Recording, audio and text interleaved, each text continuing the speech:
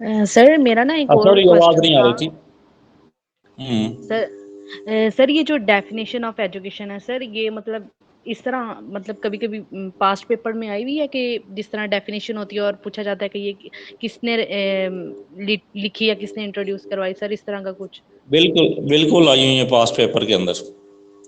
तो सर ये तो ठीक है, तो बहुत ये कुछ ज्यादा है। इंपॉर्टेंट है। इसके साथ कुछ जो और है ना, वो भी मैं आपके साथ शेयर करूंगा, जो पास्ट पेपर में आई हुई हैं, जिसमें ये सर से जो अल्लामा इकबाल की क्या एजुकेशन की डेफिनेशन है, वो भी पास्ट पेपर में इससे पहले पूछी गई है। ठीक है, तो इस तरह जो कोई और भी अगर मुझे मिलती है तो वो भी मैं आपके साथ शेयर करूंगा। ये भी पास्ट तो पेपर में पूछी गई हैं, दोनों जो मैंने आपके साथ शेयर की हैं।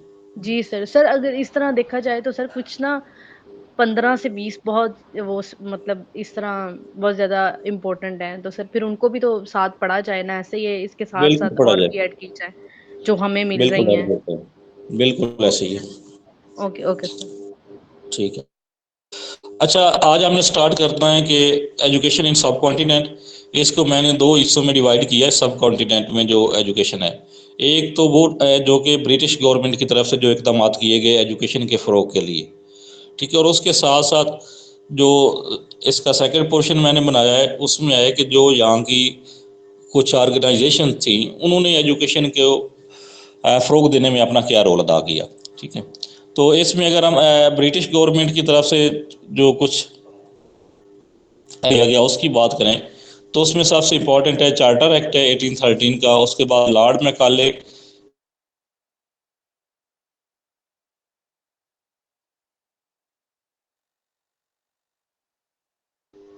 ठीक है, 1854 का। फिर विलियम हंटर कमीशन है 1882 का, और कलकत्ता यूनिवर्सिटी कमीशन है 1917 का। ये कुछ इंपॉर्टेंट है पास्ट पेपर के पॉइंट ऑफ व्यू से। इसमें हम देखते हैं कि सबसे पहले है चार्टर एक्ट।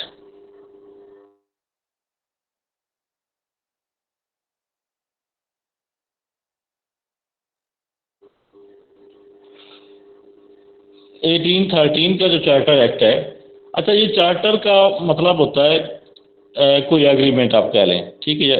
और एक्ट होता है कानून।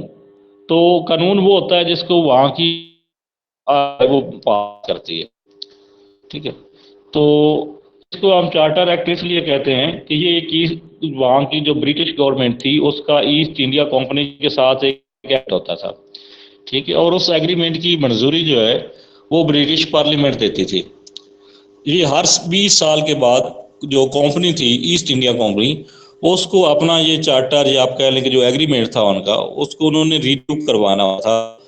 तो 1838 का जो चार्टर एक्ट है, ये कोई फर्स्ट चार्टर एक्ट नहीं था। और पहले भी कुछ चार्टर एक्ट है, 1893 का चार्टर एक्ट भी। ठीक है, लेकिन हम वो इसलिए स्ट्रेस करते हैं कि पहली दफा एजुकेशन का जिक्र मिलता है। 18 चार्टर एक्ट एक ईस्ट इंडिया कंपनी को का पाबंद बनाया गया था ब्रिटिश गवर्नमेंट की तरफ से, तो वो इंडिया के लोगों की एजुकेशन के ऊपर 1 लाख रुपए खर्च करेगी। ठीक, इस तरह ये 1813 का जो चार्टर एक्ट था, फिर इसने रिवाइज होना 3 में जाके, तो फिर 1835 में उसी को रिवाइज उसी प्रोसेस के तहत जो है वो लॉर्ड मैकाले की रिपोर्ट आती है। ठीक है, इसी तरह फिर इसने अगले 20 साल के बाद रिवाइज होना था एक।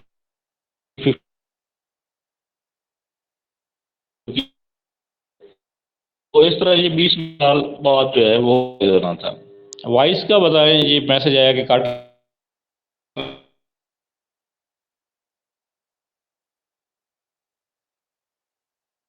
सबकी जी सर, आपकी आवाज कट रही है। तरफ।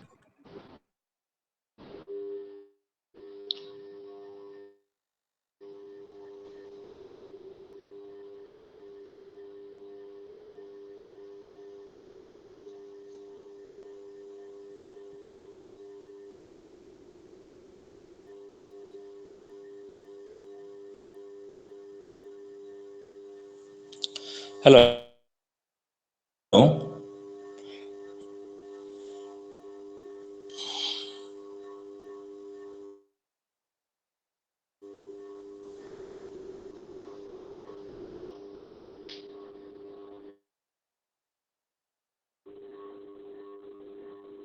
अच्छा, बताइएगा अब आ रही है आवाज?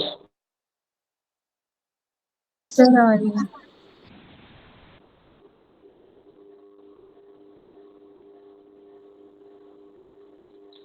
ठीक है, तो ये मैं चार्टर एक्ट को डिस्कस कर रहा था कि चार्टर एक्ट के अंदर ये चार्टर एक्ट जो है ये हर 20 ईयर के बाद इसने रिवाइज होना होता था। 1893 में चार्टर एक्ट आया, फिर 1813 में आया, फिर 1833 में इसने रिवाइज होना था, उसके बाद 1853 में रिवाइज होना था। लेकिन 1813 का चार्टर एक्ट हम इसलिए स्टडी करते हैं कि इसके अंदर first time east India company को रिस्पॉन्सिबल करार दिया गया था ब्रिटिश गवर्नमेंट की तरफ से कि वो यहाँ के लोगों की एजुकेशन के ऊपर 1 लाख रुपीज़ जो है वो खर्च करेंगे। उसके बाद सेकंड मैकाले रिपोर्ट। मैकाले जो है ये लॉ मेंबर था काउंसिल ऑफ वायसराय का, और यहाँ आके इसने जो लॉर्ड बेंटिक था उस chairman of the general committee on public instruction, ठीक है, तो कमेटी के चेयरमैन के तौर पर इसने 1835 के अंदर अपनी रिपोर्ट पेश की। इसकी रिपोर्ट के कुछ इंपॉर्टेंट पॉइंट्स जो हैं वो मैं आपके साथ शेयर कर रहा हूँ। एक तो इसने ये कहा था कि इंग्लिश मीडियम ऑफ इंस्ट्रक्शन होना चाहिए, ठीक है ना। इस इंग्लिश मीडियम की वजह से आज भी जब बरसगीर के या सब कॉन्टिनेंट का जो एजुकेशन सिस्टम है उस पर एतराज़ किया, सिस्टम जो है, ठीक है, हालांकि इंडिया के अंदर भी यही इंग्लिश मीडियम का सिस्टम है, तो वो हमसे एजुकेशन में काफ़ी आगे निकल गए। तो ये सारा कसूर जो है वो मैकाले का भी नहीं है, इसमें कुछ हमारा कसूर भी है, ठीक है। तो एक तो मैकाले ने ये कहा था कि इंग्लिश मीडियम ऑफ इंस्ट्रक्शन होना चाहिए। सेकंड जो है पॉइंट मैंने नोट डाउन किया हुआ है वो है प्रोड्यूस क्लर्क। उसके नज़दीक, मैकाले के नज़दीक उसने कहा था कि हम लोगों को इसलिए एजुकेशन के ऊपर खर्चा कर रहे हैं ताकि हम एक क्लर्क प्रोड्यूस कर सके, ठीक है। चूँकि ईस्ट इंडिया कंपनी को यहाँ पे अपने बिजनेस के लिए उनको ऐसे लोगों की ज़रूरत थी, मकामी लोगों की, तो इसलिए उन्होंने कहा कि हमने ऐसा एजुकेशन सिस्टम बनाना है ताकि हमें अपना काम चलाने के लिए यहाँ से ना लोग मिल सकें, एक क्लर्क जो है, क्लरिकल स्टाफ या इस तरह का जो स्टाफ होता है वो हमें मुहैया हो सके। तो उसको मद्देनज़र रखते हुए मैकाले ने कहा कि हमें अपना सिस्टम डेवलप करना चाहिए एजुकेशन का, ठीक है। चूँकि वो कंपनी ने पैसे खर्च करने थे तो इसलिए उन्होंने अपना फ़ायदा देखना था कि हमें किस चीज़ का हम कोर्स या कंटेंट या क्या चीज़ें हम किस तरह सिस्टम चलाएँ कि उससे हमें फ़ायदा हो, तो उसी को मद्देनज़र रखते हुए इन्होंने ये सिस्टम बनाया। उसके बाद मैकाले ने जो एक चीज़ दी थी वो थी downward filtration theory. Downward filtration theory ये थी, मैकाले का ये कहना था कि सारे लोगों की एजुकेशन के ऊपर खर्च करने के बजाय तो उससे बेहतर है कि हम जो अपना कल्चर या तहजीब एलीट क्लास होती है उनको सिखा दें। जब उन लोगों के अंदर हमारी ट्रेडिशंस या हमारा कल्चर जो है वो रिवाज पा जाएगा तो वो आस्ता आस्ता फिल्ट्रेट होके वो जो निचले तबकात होते हैं उन तक भी चलता जाएगा, ठीक है। मतलब हम सिर्फ कल्चर, इंग्लिश ट्रेडिशंस उनको सिखा दें तो आस्ता आस्ता हमारा जो नीचे के लोग होते हैं वो अपने से जो ऊपर होते हैं उनको फॉलो करने की कोशिश करते हैं, ठीक है। तो ये इसकी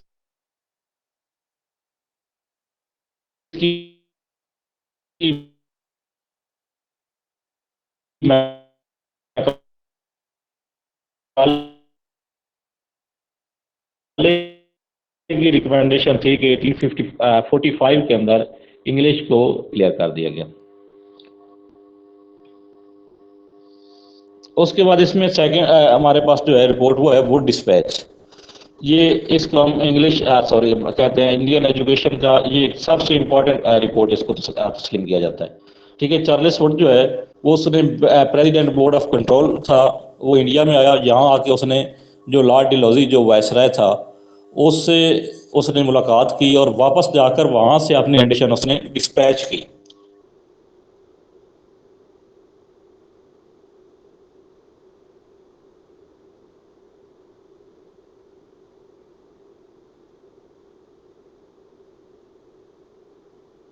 मतलब वो इंडिया आया, इंडिया का विजिट करने के बाद वो वापस लंदन गया, वहाँ से उसने अपनी जो रिकमेंडेशन है ना वो बाई डाक सेंड की, तो इसलिए हम इसको डिस्पैच कहते हैं वो 62 के अंदर। इस तरह इसने 3 यूनिवर्सिटीज़ बनाने की सिफारिश की थी बोर्ड्स ने, मद्रास में, कलकत्ता में और बम्बई के अंदर, ठीक है। इसके अलावा इसने ये कहा था कि गवर्नमेंट को सारे एजुकेशन जो है वो खुद उस पर कंट्रोल नहीं करना चाहिए, बल्कि प्राइवेट सेक्टर को इनकरेज करना चाहिए कि वो भी आगे आए और लोगों की एजुकेशन के ऊपर इन्वेस्ट करे। इसके अलावा इसने टीचर ट्रेनिंग के लिए जो नॉर्मल स्कूल भी उनको बोलते हैं हम, या टीचर ट्रेनिंग के इंस्टीट्यूट जो थे, वो कायम करने की सिफारिश भी बोर्ड ने की थी कि यहाँ के अगर हमने एजुकेशन को फ़रोग देना है तो उसके लिए हमें टीचर को ट्रेन करना पड़ेगा। ठीक है। और उसके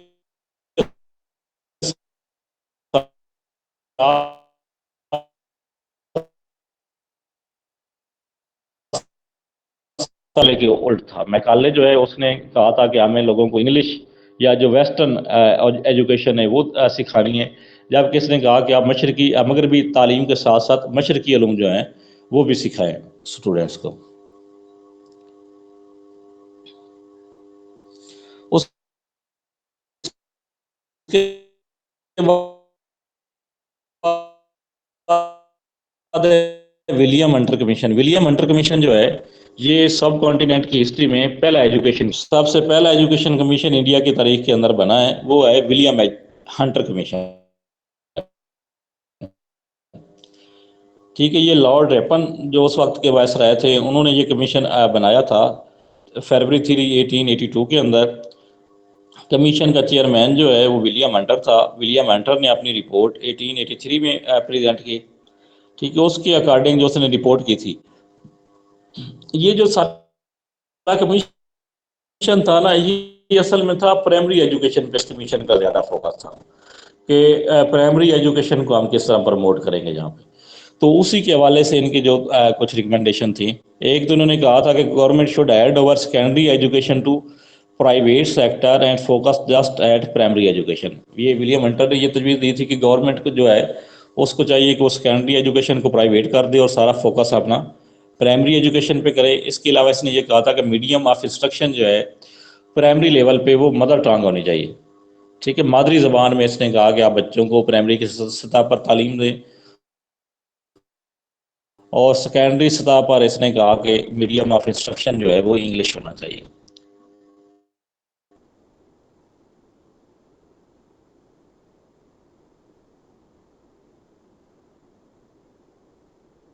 इसके अलावा इसने ये भी सेकेंडरी एजुकेशन की टर्म जो है वो हम यूज़ करते हैं मैट्रिक के लिए। 9th-10th की जो क्लासेस होती हैं इसके लिए हम सेकेंडरी एजुकेशन की टर्म यूज़ करते हैं, और जो फर्स्ट ईयर सेकेंड ईयर की क्लासेस होती हैं उसके लिए हायर सेकेंडरी एजुकेशन की टर्म यूज़ होती है। इसके अलावा इसने कहा था कि नॉर्मल स्कूल जो हैं वो ओपन किए जाएंगे। नॉर्मल स्कूल की टर्म जो है वो टीचर ट्रेनिंग जो इंस्टीट्यूट होते हैं उनके लिए यूज़ की जाती है। तो इसने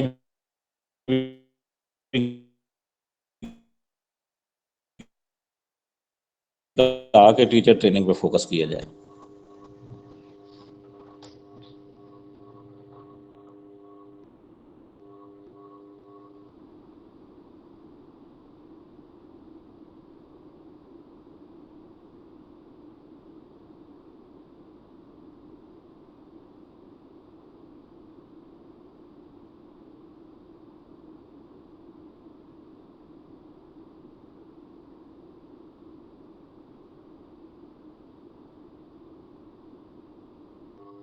उसके बाद एक कलकत्ता यूनिवर्सिटी कमीशन, काम में कैसे बेहतरी लाई जाए, जो कोई प्रॉब्लम पेश आ रही थी कलकत्ता यूनिवर्सिटी को, उनको किस तरह सॉल्व किया जाए। तो उस हवाले से ये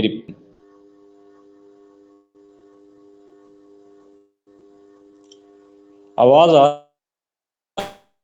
रही है बला साहब को? जी आ रही है सर।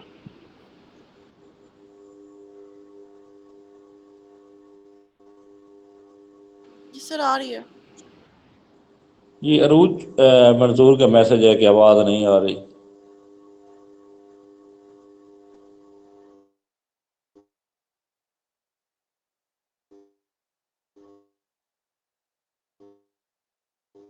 सर वॉइस बहुत ज्यादा ब्रेक हो रही है जब आप पढ़ाते हैं ड्यूरिंग। अगर सबको नहीं आ रही तो फिर मैं इसका कोई और सोल्यूशन देखता हूँ, लेकिन अगर किसी एक की तरफ इशू है तो फिर उसका नहीं सर आवाज क्लियर है। तो मैं कह रहा हूँ कि अगर किसी एक की तरफ इशू है तो अगर सिर्फ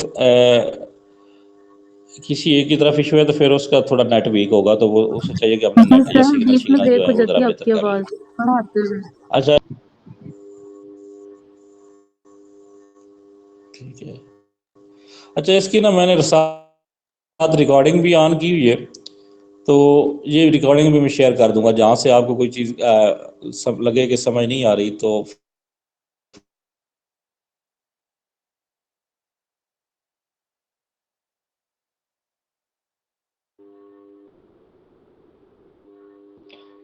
ठीक है। दूसरा सलूशन ये है कि आप जहाँ से ना समझ आए आप मुझे दोबारा रिपीट करने का कह दीजिएगा। Okay, sir. अच्छा, जो ये कलकत्ता यूनिवर्सिटी कमीशन बना था, इसका मैंने कहा है कि ये कमीशन भी है। ठीक है, पेपर में अगर आ जाए सैडलर कमीशन कब बना था या कलकत्ता यूनिवर्सिटी कमीशन। अच्छा, डॉक्टर माइकल सैडलर जो है ये वाइस चेयरमैन थे लीड्स यूनिवर्सिटी की। इसके साथ इनके साथ दो इंडियन मेंबर शामिल थे और सारस्टोश मुखर्जी। तो ये तीन रुकनी आप कह लें ये कमीशन था।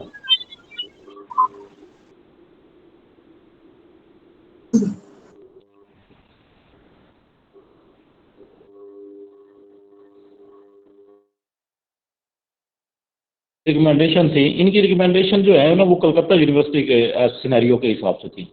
एक तो इन्होंने ये कहा कि सेकेंडरी और इंटरमीडिएट के अलग बोर्ड बनाए जाए। उससे पहले ये था कि सेकेंडरी एजुकेशन और इंटरमीडिएट के इम्तिहान जो हैं वो भी कलकत्ता यूनिवर्सिटी ले। इसकी चूंकि अलग बोर्ड बन जाएंगे तो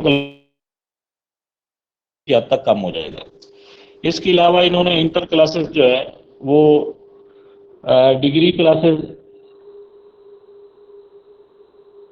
से अलग करने की सिफारिश की कि यूनिवर्सिटी की क्लासेस जो हैं वो डिग्री क्लासेस से शुरू होगी, जिसको हम कहते हैं कि थर्ड ईयर से स्टार्ट होंगी। ठीक है, और जो इंटर क्लासेस होंगी वो स्कूल लेवल की क्लासेस होती है। 12वीं यूनिवर्सिटी में एडमिशन लेंगे वो 12 क्लासेस पढ़ने के बाद यूनिवर्सिटी में जाएंगे। ठीक है, उसके बाद student grants admission in university after intermediate. Student intermediate करने के बाद यूनिवर्सिटी में एडमिशन लेंगे। Medium of instructions eight primary and secondary level. ठीक है, इसमें भी यही कहा गया कि मीडियम ऑफ इंस्ट्रक्शन जो है वो मादरी ज़बान होगी। इसके अलावा इन्होंने कलकत्ता यूनिवर्सिटी का बोझ कम करने के लिए कुछ अपनी रिकमेंडेशन दी कि कुछ नई यूनिवर्सिटीज़ ओपन की जाएं। जैसा कि इन्होंने कहा कि यूनिवर्सिटी जो है ढाका में ओपन की जाए। ठीक है, कलकत्ता और ढाका जो है ये दोनों बंगाल में ही आते हैं। तो इन्होंने इसके लिए कहा कि एक ढाका में अगर यूनिवर्सिटी ओपन हो जाए तो उससे भी कलकत्ता यूनिवर्सिटी का बर्डन जो है वो कम हो सकता है। इसके अलावा इन्होंने पर्दा स्कूल ओपन करने की बात की। फीमेल एजुकेशन को बीए लेवल पे सब्जेक्ट के तौर पर मुतारिफ करवाने की बात की कि जो बीए में एजुकेशन पढ़ेंगे तो उससे हमें टीचर जो है वो ट्रेंड मिलेंगे। 3 साल करने की सिफारिश की थी इस कमीशन के अंदर।